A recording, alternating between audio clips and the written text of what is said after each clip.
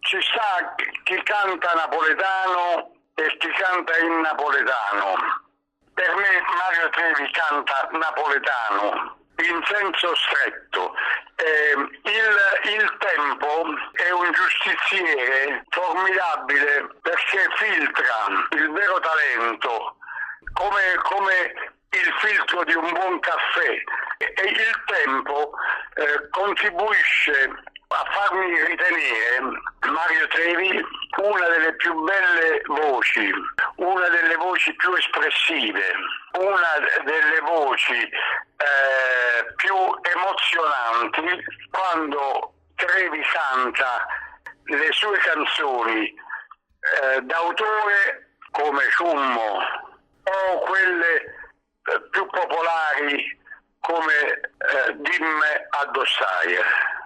La voce di Mario Trevi secondo me rimarrà come un grande, per sempre, come un grande documento di come si devono interpretare le canzoni napoletane. E il mio personale augurio è quello dei suoi fan d'oltreoceano. 2 punti. Mario, virgola, 100